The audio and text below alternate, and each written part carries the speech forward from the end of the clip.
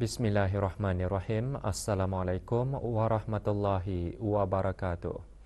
Pada menjunjung titah perkenan ke bawah Duli Yang Maha Mulia, Paduka Seri Baginda Sultan Haji Hasanah Bolkiah Muizzaddin Wad Daulah, Ibni Almarhum Sultan Haji Omar Ali Saifuddin Sa'dul Khairiwaddin, Sultan dan Yang di-Pertuan Negara Brunei Darussalam.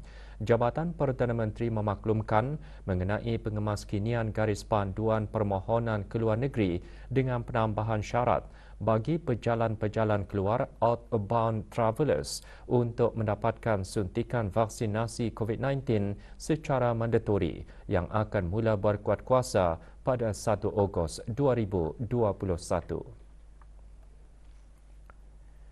Rakyat dan penduduk negara Brunei Darussalam yang akan memohon kebenaran Jabatan Perdana Menteri untuk membuat perjalanan keluar negeri atas tujuan bertugas di luar negara, transport operators, pekerja warga negara asing yang berhasrat untuk pulang ke negara asal bagi tujuan cuti kontrak mandatori dan akan kembali ke negara Brunei Darussalam atas pas pekerjaan atau pas tanggungan yang masih sah, urusan perniagaan dan urusan mustahak yang lain. Para pejalan yang hendak membuat perjalanan keluar negeri bermula tarikh tersebut disyaratkan untuk mendapatkan suntikan vaksinasi COVID-19 secara mandatori dengan membuat tempahan slot vaksinasi masing-masing melalui aplikasi BruHealth terlebih dahulu sebelum mengunjungi pusat-pusat vaksinasi yang ditetapkan oleh Kementerian Kesihatan. Walau bagaimanapun, para pejalan outbound travellers diingatkan kebenaran perjalanan keluar negeri tidak akan diberikan secara automatik walaupun setelah mendapatkan suntikan vaksinasi mandatori yang mana setiap permohonan perjalanan keluar negeri adalah tertakluk kepada penilaian dan kebenaran Jabatan Perdana Menteri seperti mana garis panduan yang pernah dikeluarkan. Manakala bagi pejalan inbound travellers yang kembali ke negara ini dari mana-mana lapangan terbang luar negara adalah dikendaki menjalani pengasingan diri mandatori di hotel penginapan masing-masing tertakluk kepada jangka waktu ditetapkan berdasarkan penilaian risiko Kementerian Kesihatan. Maklumat lanjut dan terperinci layari laman sesawang Jabatan Perdana Menteri www.pmo.gov.bn Palang Travel Portal bagi garis panduan perjalanan terkini atau hubungi Travel Hotline di talian 120 semasa waktu bekerja atau melalui email kepada travelapplication@jpm.gov.bn. 5 orang penuntut cemerlang dianugerahkan beasiswa pemerintah tertinggi Angkatan Bersenjata di Raja Brunei bagi tahun 2021. Kelima-lima penuntut terbabit dianugerahkan beasiswa tersebut atas titah perkenan ke bawah Duli Yang Maha Mulia Paduka Seri Baginda Sultan dan Yang di-Pertuan Negara Brunei Darussalam. 4 daripada penuntut itu merupakan lepasan Maktab Sains Paduka Seri Begawan Sultan dan seorang daripada Maktab Duli Pengira Muda Al-Muhtadi Bila. Kelima-lima penerima akan meneruskan pengajian mereka dalam peringkat sarjana muda. Majlis berlangsung di Tarindak di Seni, Bandar Seri Begawan. Hadir yang berhormat Pihin Datu Laila Raja Major Jeneral Bersara Datu Paduka Seri Haji Awang Halbi bin Haji Muhammad Yusof, Menteri Pertahanan kedua. Menandatangani bagi pihak Kementerian Pertahanan dan ABDB, Major Jeneral Udara Datu Seri Pahlawan Haji Hamzah bin Haji Sahad, Pemerintah ABDB. Awang Abdul Razik bin Abdul Aziz akan melanjutkan pengajian dalam bidang kejuruteraan mekanikal. Awang Richmond Lee Edward akan meneruskan pengajian dalam bidang pembedahan pergigian. Dayangku Fatihah Amanina alias Dayangku Hanan Syafiqah binti Pangeran Ruslan akan melanjutkan pengajian dalam jurusan undang-undang dengan kepujian bersama latihan ba undang-undang profesional.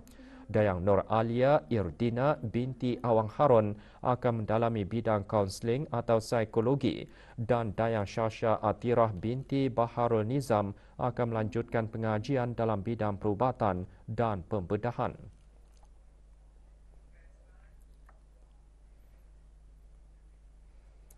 Jumlah keseluruhan kes jangkitan COVID-19 di negara Brunei Darussalam meningkat kepada 244 setelah satu lagi kes import baharu jangkitan dilaporkan kemarin.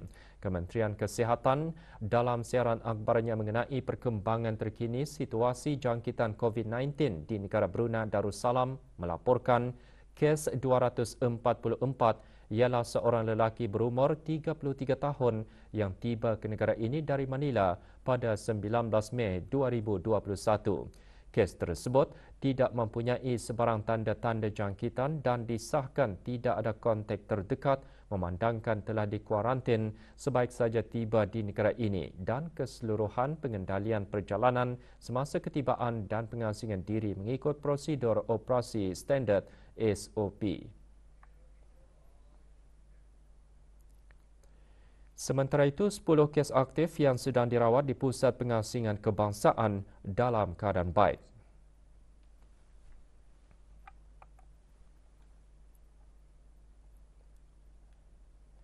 Kes terakhir jangkitan tempatan COVID-19 dilaporkan pada 6 Mei 2020, manakala jumlah kes import sejak kes jangkitan terakhir tempatan dilaporkan sebanyak 103 kes. 688 orang sedang menjalani pengasingan diri mandatori. 19,135 orang menamatkan pengasingan diri mandatori sejak Mac 2020.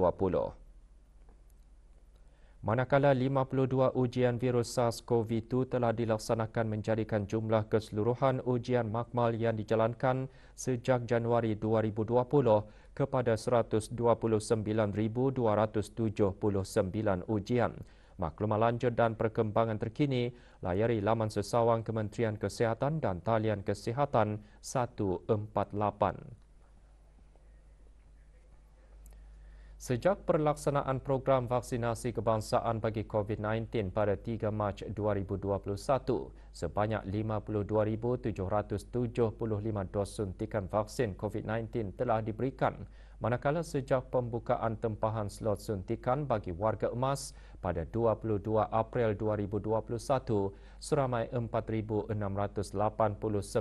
orang warga emas telah menerima suntikan vaksin COVID-19.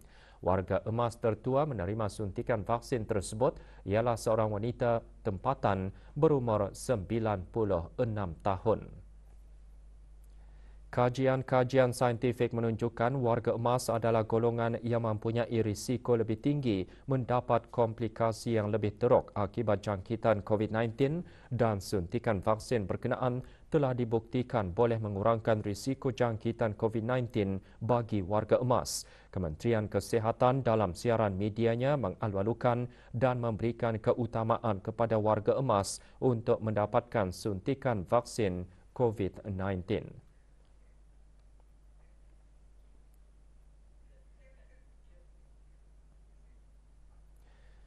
Musabakah membaca Al-Quran bahagian dewasa peringkat akhir kebangsaan tahun 1442 Hijrah 2021 Masihi akan diadakan selama 3 malam berturut-turut iaitu pada 8 hingga 10 Jun 2021 bermula pukul 7.30 malam.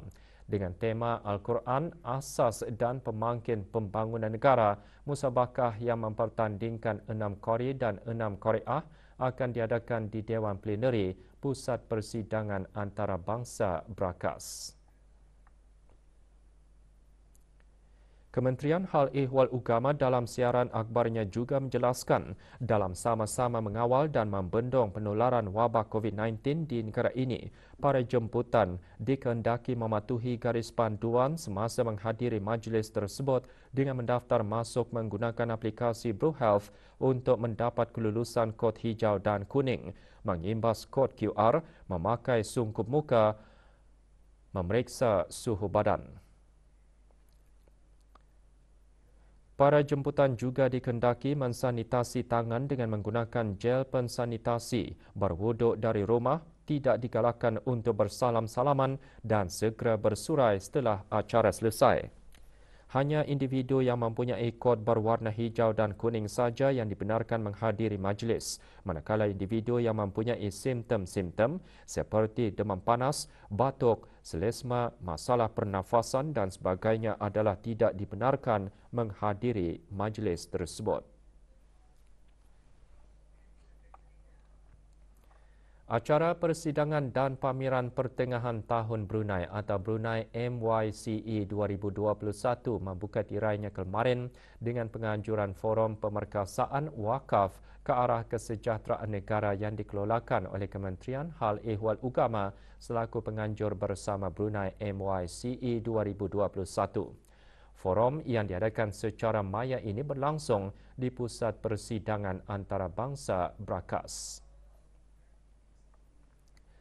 Hadir yang berhormat Pihin Udana Khatib Datu Paduka Seri Setia Ustaz Haji Awang Badaruddin bin Pengarah Datu Paduka Haji Awang Osman, Menteri Hal Ehwal Ugama dan yang berhormat Datu Paduka Haji Awang Osman dan yang berhormat Datu Seri Setia Awang Haji Ali bin Apong, Menteri Sumber-Sumber Utama dan Pelancongan. Juga hadir Pengeran Datu Seri Paduka Haji Bahrum bin Pengeran Haji Bahar, Timbalan Menteri Hal Ehwal Ugama. Forum menampilkan 3 ahli panel dari negara Brunei Darussalam, Malaysia dan Indonesia. Awang Haji Abdul Aziz bin Haji Yaakob, pemangku setiausaha Majlis Ugama Islam Brunei, dalam forum membincangkan dasar-dasar dan peraturan-peraturan yang mengawal wakaf di negara ini. Menurutnya, wakaf disebut sebagai sedekah jariah yang mana pahala orang yang berwakaf akan berkekalan selagi harta wakaf itu masih wujud walaupun selepas kematian pewakaf.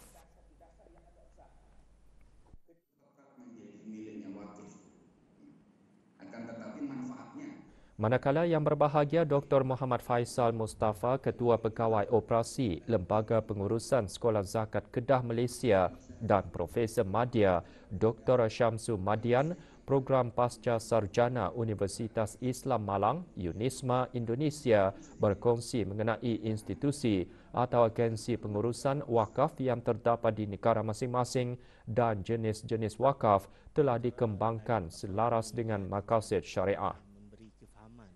Kepada orang ramai tentang wakaf serta peranan institusi wakaf itu sendiri dalam menstabilkan maupun menjana ekonomi negara. Di samping itu, forum ini turut akan mengongsikan beberapa isu dan cabaran yang dihadapi oleh institusi-institusi wakaf sama ada di negara Brunei Darussalam maupun di negara jiran kita ni, iaitu di negara Malaysia dan juga di Republik Indonesia. Pelancaran pameran Heart of Islam disempurnakan oleh Menteri Hal Ehwal Ugama dan Menteri Sumber-Sumber Utama dan Pelancongan. Pameran memfokuskan kepada tema Islamik dianjurkan oleh syarikat City Neon Displays and Construction Sdn Bhd. Ia turut diselajurkan dengan pelancaran kempen Brunei Unified Siri ke-4 MYCE 2021 sepanjang bulan Jun yang diungkayahkan oleh Kudos Management. Pameran yang diadakan sehingga 6 Jun 2021 disertai oleh beberapa agensi kerajaan dan swasta, bank-bank dan syarikat data stream digital DST Sdn Bhd selaku telco partner acara.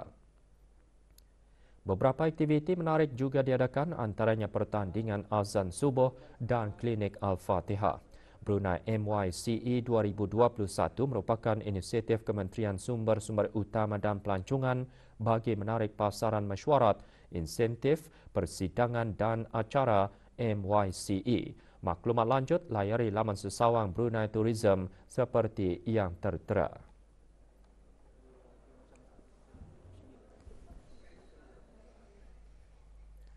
Majlis Kesejahteraan Masyarakat MKM menyerahkan sumbangan derma berjumlah RM67,250 untuk tabung kemanusiaan Palestin 2021 kepada Kementerian Kebudayaan Belia dan Sukan. Sumbangan adalah hasil kutipan yang diterima daripada 838 orang penderma. Sumbangan diterima oleh Yang Berhormat Major Jeneral Bersara Datuk Paduka Seri Awang Haji Aminuddin Ehsan bin Pihin Orang Kaya Saiful Molok, Datuk Seri Paduka Haji Abidin, Menteri Kebudayaan Belia dan Sukan daripada Awang Muhammad Yusof bin Sheikh Abdullah Halim yang dipertua MKM. Majlis berlangsung di Kementerian Kebudayaan Belia dan Sukan.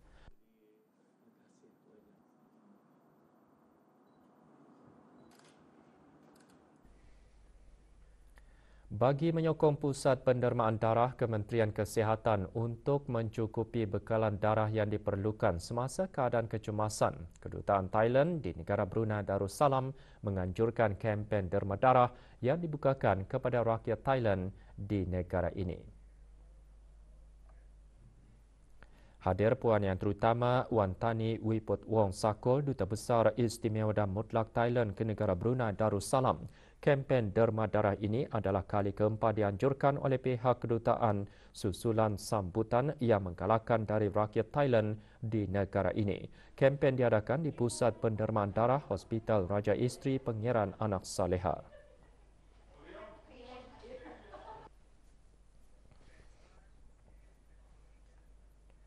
Jabatan Perkhidmatan Awam Jabatan Perdana Menteri memaklumkan bahawa ke bawah Duli Yang Maha Mulia Paduka Seri Baginda Sultan dan Yang di-Pertuan Negara Brunei Darussalam telah memperkenankan bagi Yang Mulia Awang Haji Mohsin bin Haji Ahmad, Pegawai Pentadbir Kanan di Jabatan Kastam dan Eksais Diraja, dinaikkan pangkat sebagai Pengawal Kastam dan Eksais Diraja di Jabatan Kastam dan Eksais Diraja Kementerian Kewangan dan Ekonomi mulai 3 November 2020.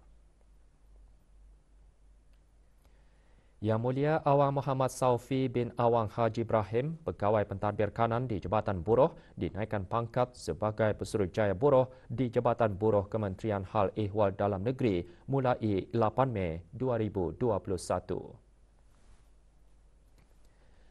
Yang Mulia Awang Haji Abdullah bin Haji Muhammad, Penolong Pengarah Urusan Haji di Jabatan Urusan Haji, dinaikkan pangkat sebagai Pengarah Urusan Haji di Jabatan Urusan Haji Kementerian Hal Ehwal Ugama mulai 8 Mei 2021. Dan Yang Mulia Dayang Noralinda binti Haji Ibrahim, Timbalan Pengarah Perhutanan di Jabatan Perhutanan, dinaikkan pangkat sebagai Pengarah Perhutanan di Jabatan Perhutanan Kementerian Sumber-Sumber Utama dan Pelancongan mulai 8 Mei 2021.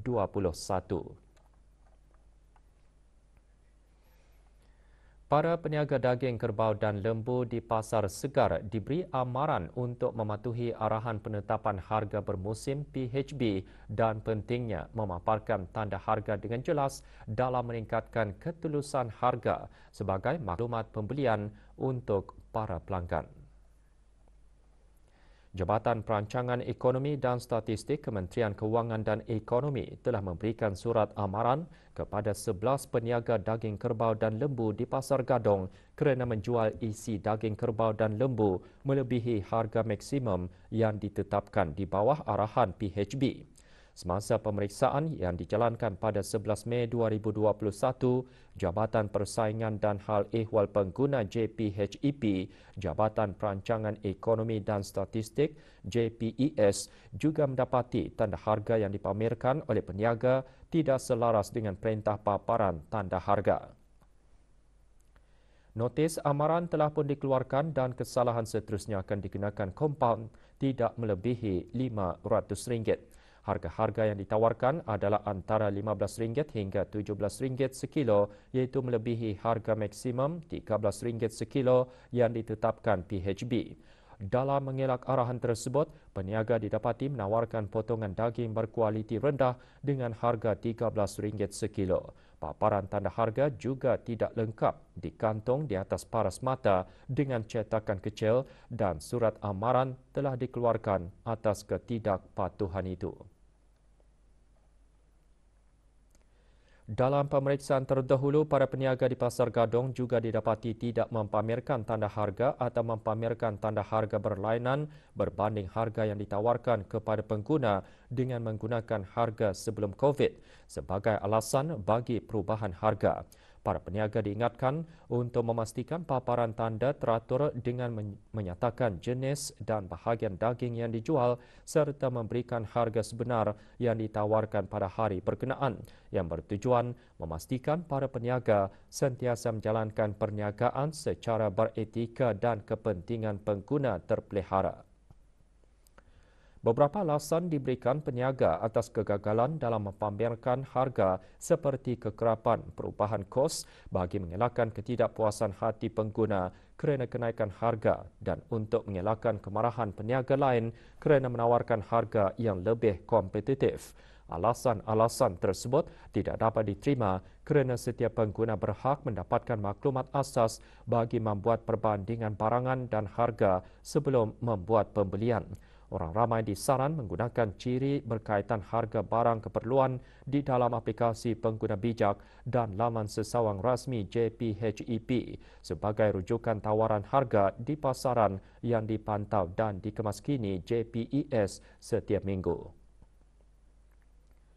Manakala ciri perbandingan harga menyediakan maklumat harga bagi barangan isi rumah yang terpilih yang diberikan secara sukarela oleh gedung pasaraya dan kedai runcit, ketidakpatuhan ke atas perintah paparan tanda harga boleh dikenakan denda maksimum RM20,000 dan 5 tahun penjara. Sebarang isu mengenai arahan PHB, hubungi talian Darussalam 123, aplikasi mudah alih pengguna bijak atau melalui email kepada aduanpengguna@jpes.gov.bn atau consumercomplaint@jpes.gov.bn.